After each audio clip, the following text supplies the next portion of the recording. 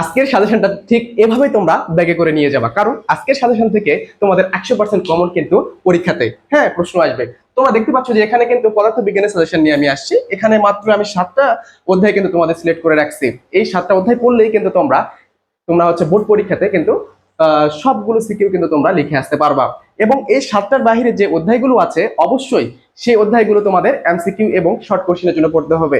এবং দেখা যাবে যে এই 7টা অধ্যায়ের যে কোনো একটা অধ্যায়, অর্থাৎ দেখা গেল তৃতীয় অধ্যায় বল, এই বল থেকে যে সিকিউ প্রশ্নটা আসবে সেই সিকিউ এর ক খ প্রশ্নটা কিন্তু অন্য অধ্যায় থেকে আসতে পারে।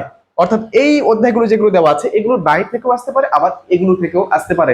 তো তোমাদের কিন্তু অবশ্যই সবগুলো অধ্যায়ের ক খ পড়তে হবে।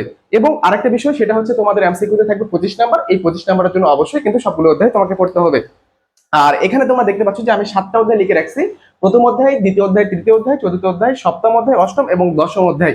প্রথম অধ্যায় দেখো ভৌত রাশি ও পরিমাপ, এখান থেকে একটা প্রশ্ন কিন্তু পরীক্ষাতে আসে।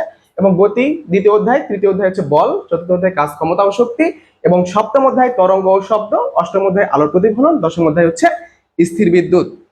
আর বিষয় হচ্ছে যে এখান থেকে তোমরা যারা A+ পেতে চাও তাদের এই অধ্যায়গুলো তোমরা কিন্তু বাদ দিতে পারবা না।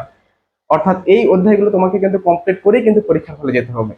আর যারা তোমরা হচ্ছে পাস নিয়ে চিন্তায় আছো, অর্থাৎ সারা বছর কিছু পড়ো নাই, হ্যাঁ সারা বছর কিছু পড়ো নাই, পরীক্ষাতে চিন্তায় আছো যে কিভাবে পাস করবো, টেনে টুনে পাস করলেই আমার হচ্ছে হয়ে গেল, তাদের জন্য এখান থেকে তোমরা যে কোনো 5টা অধ্যায় পড়লেই কিন্তু তারা হচ্ছে তোমরা পাস করতে পারবা। আর যারা হচ্ছে ভালো রেজাল্ট করতে চাও তাদের জন্য আমার হচ্ছে এটাই মানে বলা থাকবে যে তোমরা 7টা অধ্যায় কিন্তু কমপ্লিট করে যাবা। ঠিক আছে।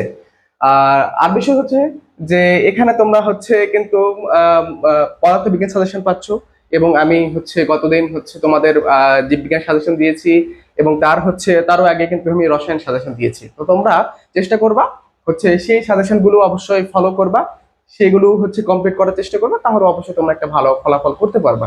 ঠিক আছে। এবং বাকি সাজেশন গুলো ধীরে ধীরে তোমাদের এই পেজে হচ্ছে আপলোড হবে বা এই চ্যানেলে আপলোড হবে। তোমরা অবশ্যই চ্যানেলটি সাবস্ক্রাইব করে রাখবা এবং পেজটিও ফলো করে রাখবা, যেন তোমরা কোনো সাজেশন মিস না করো। ঠিক আছে।